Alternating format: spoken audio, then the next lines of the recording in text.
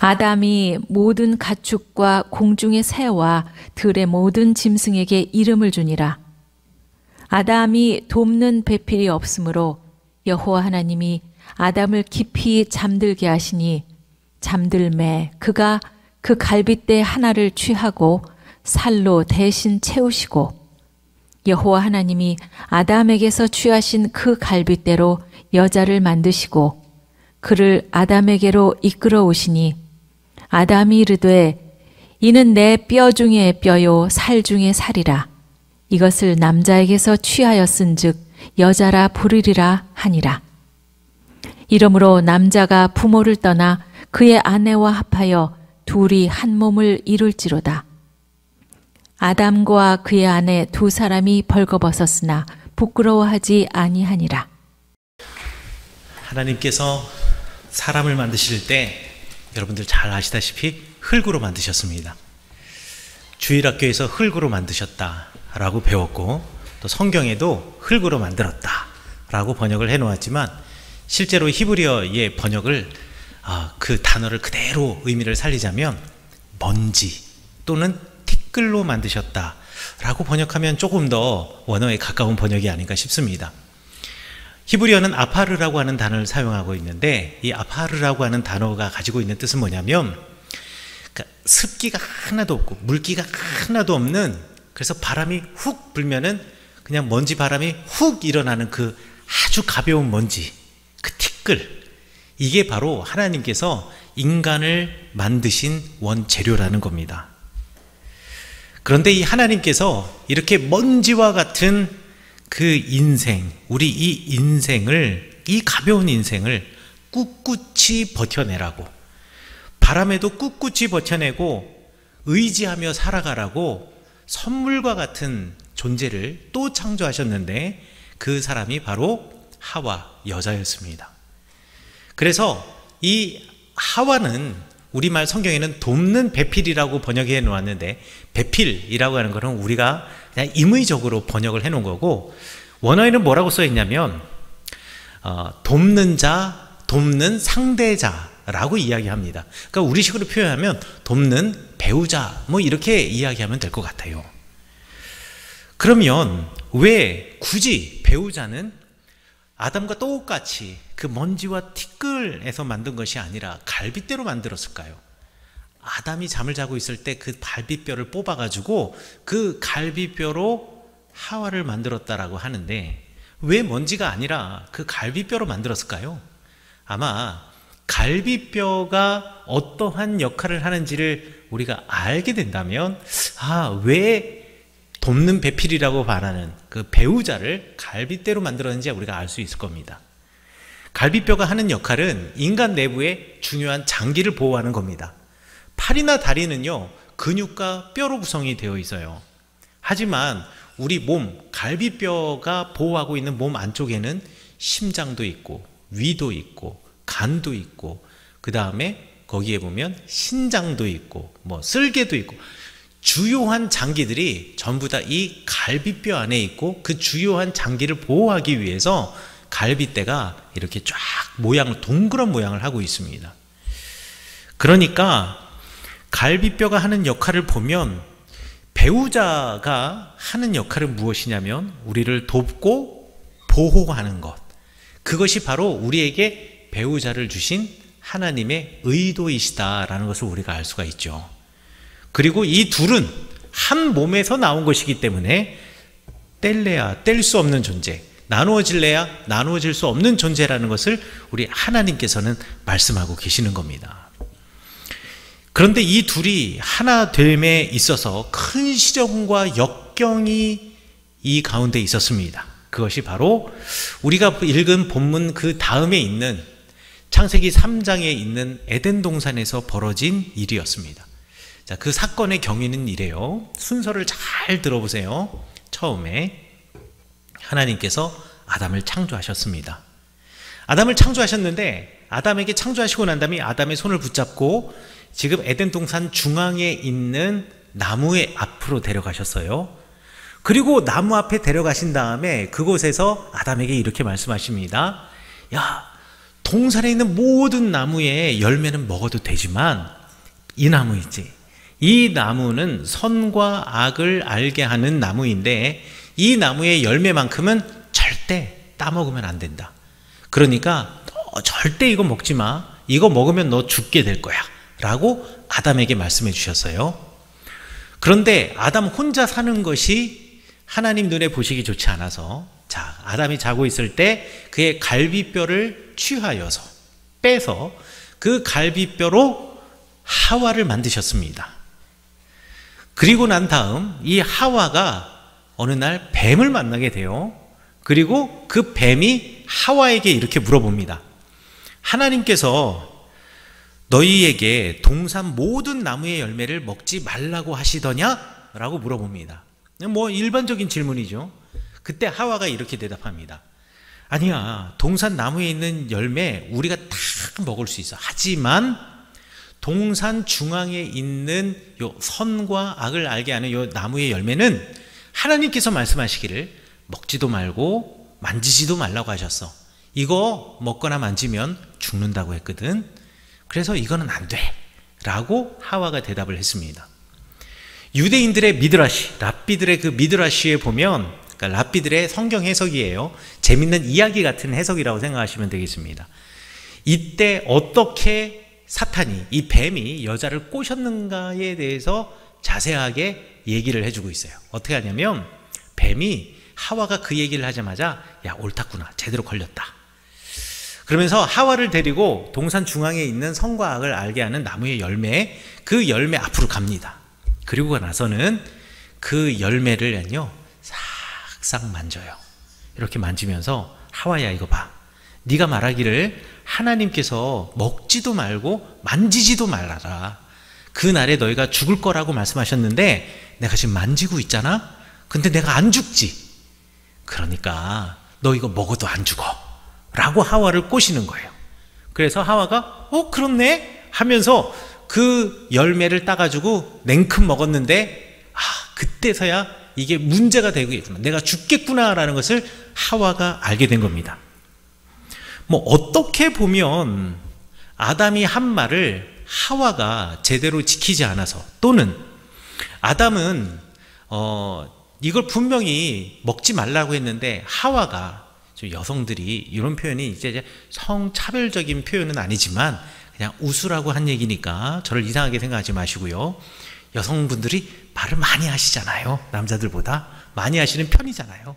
그러다 보니 이 아담이 한 말, 남편이 해준 말을 조금 보태서 만지지도 말라라는 말이 보태지는 바람에 또 말을 여러 번 반복하다 보면은요, 그게 또 내가 진짜 들은 것처럼 들리잖아요.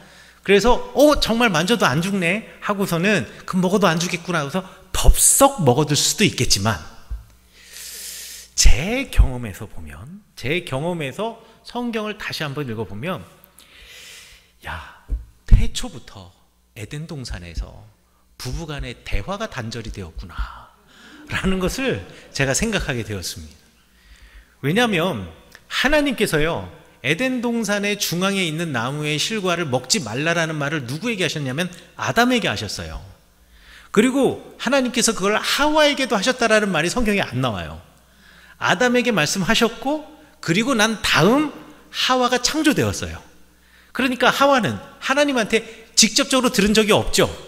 그럼 이 얘기, 먹으면 죽어, 이 얘기를 누구한테 들어야 되겠어요? 그렇죠, 아담한테 들어야 되는 거예요.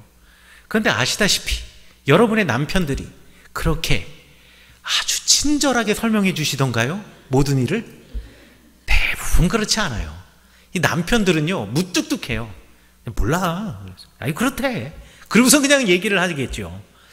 야, 이 에덴 동산의 아담도 그런 사람이 아니었던가. 제가 인터넷에서 검색을 해봤습니다. 남편이 아내에게 제일 많이 하는 말이 무엇일까? 근데 최근 거는 잘 안 나오더라고요. 근데 옛날 거를 제가 봤는데 옛날 거 보니까 뭐 그렇게 요즘 거랑 다르지 않을 것 같다라는 생각이 들어서, 남편이 아내에게 제일 많이 하는 말 3위가 자자 내지는 자라, 이 말을 제일 많이 한답니다. 2위는 뭐냐면은요, 2위가 충격적이에요. 리모컨 어디 있어? 라는 말을 제일 많이 한다고. 그리고 제일 많이 하는 말은 뭐냐면 밥 줘. 내지는 야, 정답을 아시네. 맞는, 그게 맞군요. 옛날이랑 지금이랑. 밥 줘. 아니면은 집에 뭐 먹을 거 있어? 이 말을 제일 많이 한다고 합니다. 그거 외에는 별로 얘기가 없대요. 그러니까 남편이 아내에게 뭐가 필요할 때는 얘기를 하는데 그 외에는 별로 얘기를 안 한다라는 거예요. 곰곰이 생각해 보니까 그런 것 같기도 하다라는 생각이 들어요. 근데 제가 이 설교를 준비하면서 좀 뜨끔한 제 과거가 있습니다. 뭐냐면 제가 아직 성숙하지 못하던 시기, 결혼 초창기, 초창기라 그러면 또 그래. 초창기에서 중간까지 제가 제 아내한테 제일 많이 했던 말이 뭔가라고 생각을 해보니까 이거였습니다. 내가 알아서 할게. 여러분의 남편들도 그런 말 하시나요? 그렇군요. 내가 알아서 할게. 생각해보면 저희 아버지도 그런 말씀 많이 하셨던 것 같아요. 그리고 저도 제 아내에게 내가 알아서 할게 이런 말을 하더라고요. 이 말은 남자들이 자존심이 세서 그런 말을 했을 수도 있겠지만 한편으로는 그래, 내 아내와 가족은 그저 행복하고 그냥 좋기만 했으면, 그리고 힘들고 어려운 일은 그냥 내가 그냥 알아서 처리하고 그냥 나 혼자 걱정하고 나 혼자 힘들었으면 하는 마음에 나는 그냥 아내에게 저는 내가 알아서 할게 라고 이야기하지만 아내들에게 그것만큼 속상한 얘기는 없죠. 그래서 제가 또 곰곰이 생각해 봤어요. 그 당시 아내가 저한테 제일 많이 했던 말은 뭐였을까? 그러니까 이 말이 떠오르더라고요. 당신이 하는 것 중에 제대로 하는 일이 하나도 없어. 뒷정리는 다 내가 하잖아. 뒷수습은 다 내가 하잖아. 이 얘기를 제 아내가 그렇게 많이 했던 것 같아요. 여러분들도 그러시나요? 별로 가정이 차이가 없지 않을까라고 생각합니다. 그런데 당신이 하는 것 중에 제대로 하는 일이 없어. 뒷수습은 다 내가 하잖아 라는 말은 사실 남편을 비난하는 이야기가 아닙니다. 그건 비난하는 이야기가 아니라 그 원래 그 말의 의미는 뭐냐면 그러니까 나랑 대화 좀 하자라는 얘기입니다. 무슨 일을 하든 무엇을 하든 우리 부부인데, 우리 결혼했는데, 우리 가족인데, 우리 한 몸인데 나랑 대화하자라는 얘기예요. 그런데 에덴 동산에서도 그리고 우리 가정 동산에서도 이 대화가 없는지라 항상 둘 간에 보이지 않는 벽 같은 게 있는 거죠. 그래서 제가 어느 날 우리 예수님 만나고 남편이 이런 역할을 하는 게 아니구나, 그게 반드시 남자다움의 표현이 아니구나 라는 걸 알고 난 뒤에 아내에게 이제 드디어 시시콜콜까지는 아니지만 더 많은 대화를 하기 시작했어요. 그러니까요, 제 아내도 대화가 달라져요. 말이 달라져요. 당신이 하는 것 중에 뭐 제대로 하는 일이 뭐가 있다고 맨날 내가 뒷수습하지 라는 말이 아니라, 제가 조금 요건 좀 고민스럽고 어려운 일이 있잖아요. 그러면 그 상황을 아주 기쁘게 받아쳐줘요. 그래서 제 아내랑 대화를 하면은요 그냥 행복해요. 그 대화 속에서 아내가 하는 말을, 그 말을 듣고 제가 그 안에서 기쁨을, 즐거움을 느껴요. 카타르시스를 느낀다 그러죠. 이 카타르시스라는 말이 뭐냐면, 사람이 배가 설사 나올 것 같아서 배가 좀 지저분한 얘기해서 죄송합니다. 근데 이게 원어의 의미예요. 카타르시스가 배가 너무 아파요. 설사 나올 것 같이. 그러다가 화장실에 갔는데 그냥 설사가 나와서 완전히 쫙 몸에 안에 있는 게 모든 게 싹 빠져나갔어요. 그리고 나면 몸이 되게 개운하고 기분 너무 좋죠. 그게 그리스어로 카타르시스입니다. 그러니까 사람이 카타르시스를 느낀다는 건 뭐냐면, 몸 안에 힘들고 어렵고 이런 것들이 있는데 갑자기 싹 빠져나간 상태, 이게 카타르시스인데요, 아내와 대화하고 나면 그런 느낌이 들어요. 너무 행복하죠. 여러분, 하나님께서 우리에게 배우자를 주신 이유가 바로 우리 배우자를 통하여서 배우자와 함께 그 카타르시스를 느끼게 하시려고. 왜냐하면 우리 하나님께서 나에게 배우자를 주신 이유는 서로 돕고 보호하게 하기 위해서, 서로 그런 존재가 되라고 갈비뼈로 만드신 거고, 또 나누어질래야 나누어질 수 없는 존재로 만들기 위해서 아니 또 다른 흙먼지 티끌에서 만드신 게 아니라 한 남자의 몸에서 여자를 만드셨다라는 겁니다.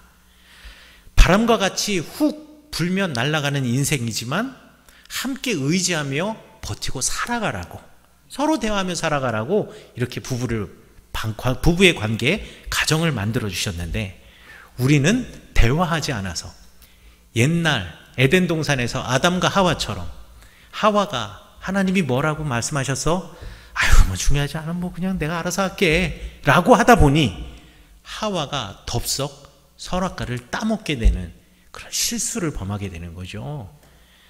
여러분 이거는 꼭 남자가 여자에게, 남편이 아내에게 하는 실수뿐만 아니고요, 아내도 남편에게 마찬가지입니다.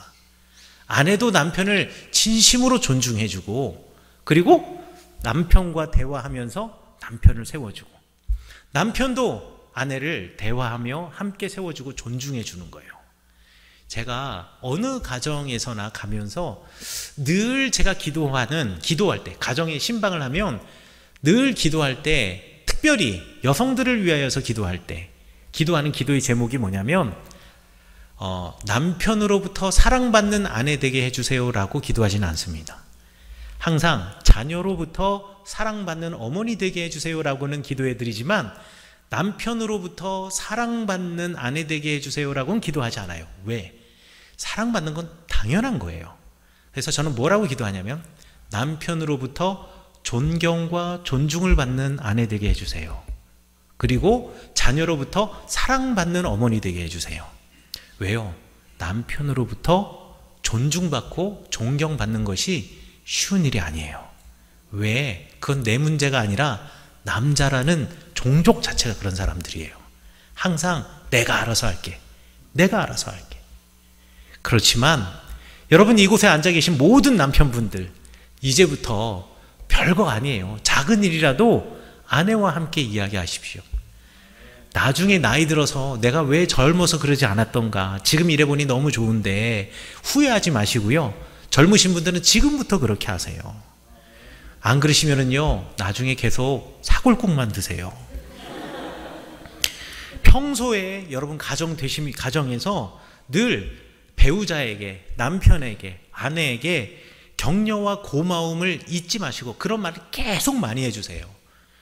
남편이 돌아오면 힘들었지, 직장에서 힘들었지 라고 한마디, 아니 뭐 직장에서 힘들었지 한마디만 해주시면 돼요. 뭐 제가 여러분 남편에게서 뭐 안마를 해드려라, 뭐 주물러 드려라, 뭐 특별한 음식을 준비해라, 그런 말 아니고요. 그냥 말 한마디. 남자는 자기가 인정받을 때 가장 행복해합니다. 그리고 남자분들은요 여성분들에게 너무나 당연해 보이는 역할이라고 생각하는 그것에 감사하는 말을 자꾸 하셔야 돼요. 밥 줘, 먹을 거 없어, 이 말만 하시는 게 아니고요. 하실 수도 있죠. 하지만 그 말만 하는 게 아니라 그래서 밥 한 숟갈 뜰 때 야 정말 맛있네. 아니 어떻게 똑같은 1,000원 오뎅인데도 당신 손에만 들어갔다 오면 이렇게 밥맛이 달어? 라고 하면 어디 하늘이 무너지냐고요. 그러면 얼마나 행복하다고요. 똑같이 김치를 먹어도 어제 김장하고 하루 지났으면 숙성이 하루 됐잖아요. 그러면 어제와 똑같은 맛일 수가 없어요. 그러면 이야기를 하면서 아니 날이 지나갈수록 김치가 더욱더 맛있어지네 라고 한마디 해주시면 그게 바로 우리의 가정을 에덴 동산으로 만드는 일입니다. 아내와 대화하고 대소사를 함께 이야기하고 늘 서로를 존중하고 존경하시는 여러분 되시기를 간절히 축원합니다.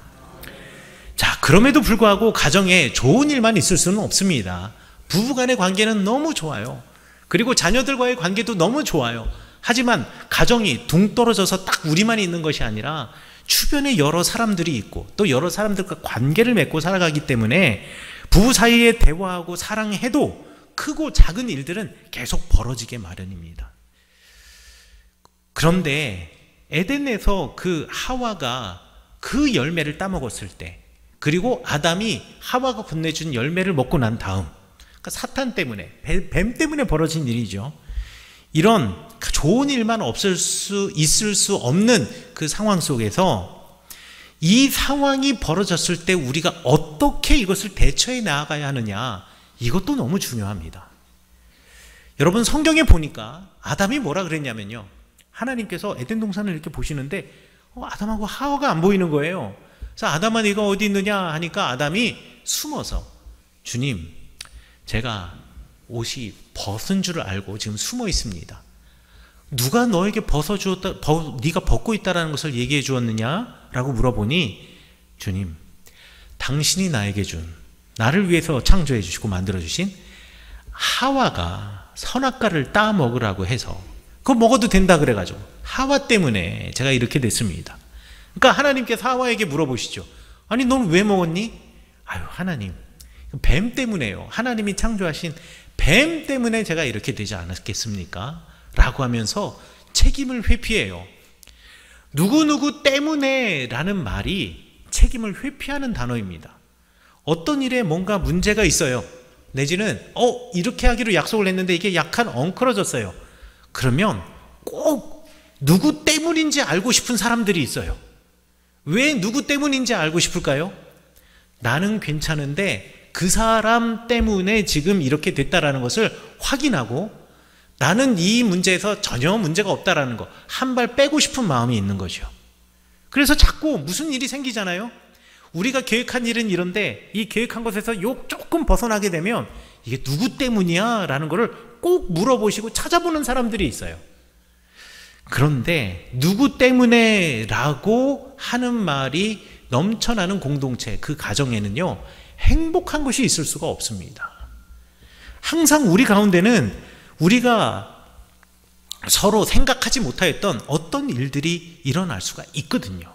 만약에 아담이 하나님께서 야, 너가 선악과를 왜 먹었냐라고 물어보았을 때 아유, 하와 때문에요 라고 말하지 않고 먼저 아담아 네가 어디 있느냐라고 했을 때 아담이 하나님께, 하나님, 제가 사실 하나님이 먹지 말라는 선악과를 따먹었어요. 아니, 먹기 전에는 그런 생각이 안 들었는데요, 먹고 나니까 내가 잘못했다라는 걸 알았어요. 하나님 어떡하죠? 라고 물어봤다면 하나님이 분명히 뭔가 해결책을 주셨을 것 같아요. 그런데 하나님 어떡하죠? 라고 하나님께 물어보지 않고 하와 때문에요, 이거 뱀 때문에요 라고 하는 순간 하나님께서 어떻게 하셨냐? 에덴 동산에서 이 둘을 쫓아내셨다라는 거예요. 어떤 일이 여러분의 가정에서 벌어졌을 때 누구 때문에, 이거 아내 때문에, 이거 남편 때문에가 아니라 이런 일이 벌어졌을 때 먼저 어떻게 해야 할까 서로 대화하고 이야기하는 거, 그리고 기도하는 거, 여러분, 그게 에덴 동산 같은 가정을 이루는 일입니다. 여러분이 행복한 것도 여러분의 배우자 덕분입니다. 여러분들이 지금 보금자리에 살게 된 것, 이 추운 겨울에도 따뜻한 보금자리에서 잠잘 수 있는 것, 여러분의 남편 때문이고요, 여러분의 아내 덕분입니다. 남편 덕분에, 아내 덕분에 지금 이렇게 따뜻한 보금자리에서 우리가 살 수 있다라는 거예요. 여러분의 자녀들이 이렇게 건강하게 그리고 잘 성장할 수 있었던 것 다 여러분의 배우자 덕분입니다. 여러분의 남편 덕분이고요, 여러분의 아내 덕분입니다. 여러분 부모님 덕분에 지금 이곳에 계신 거고요, 여러분 자녀 덕분에 늘 행복하신 겁니다. 여러분의 이웃 덕분에 이곳 철원에서 행복하게 사시는 거고요, 그리고 우리 공동체의 모든 사람들 덕분에 우리가 이곳 성은교회에서 함께 예배드리며 기쁨을 만끽하는 것입니다.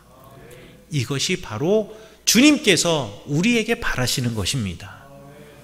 그리고 우리가 이 땅에서 에덴 동산을 회복하는 길입니다. 누구 덕분에요? 내 옆에 있는 사람 덕분에, 가장 가까이 내 남편 덕분에, 내 아내 덕분에 말이죠. 오늘 처음 설교 시간에 제가 이렇게 말씀드렸습니다. 하나님께서 세상을 창조하시고 인간을 창조하실 때 티끌과 먼지와 같은 존재, 그 티끌과 먼지로 우리 사람을 만드신 이유는 이 세상이라고 하는 거대한 바람 속에서 휙 불어 날아가 버리는 인생이 아니라 서로 끌어안고 그 안에서 버티어내고 함께 의지하며 살라고, 서로에게 돕는 존재가 되라고 우리에게 배우자를 허락하셨다. 그리고 그 배우자 갈비뼈로 만든 이유는 서로 돕고 보호하면서 살라고, 갈비뼈가 장기를 보호하듯이. 그리고 한 사람의 몸에서 나왔으니 떨어질래야 떨어질 수 없는 존재로 이 땅을 살아가라고. 그리고 그렇게 살아가기 위해서는 누구 때문에라고 이야기하지 않고 누구 덕분에 내가 이렇게 살아가고 있다라고 고백하라고. 사랑하는 성은교회 성도 여러분, 당신 덕분에 행복합니다 라고 고백하시는 여러분의 가정, 그리고 우리 교회 되시기를 간절히 축원합니다. 우리 옆에 지금 부부가 앉아 계신 분들도 계시고, 또 가족이 앉아 계신 분들도 계시고, 또 옆에 앉아 계신 분들이 다 우리 교회 성도들 아니시겠습니까? 공동체 아니겠습니까? 우리 옆에 있는 분들과 인사합니다. 당신 덕분에 행복합니다. 부부가 앉아 계시면 여보 당신 덕분에 내가 행복해요 라고 인사하시기 바라겠습니다.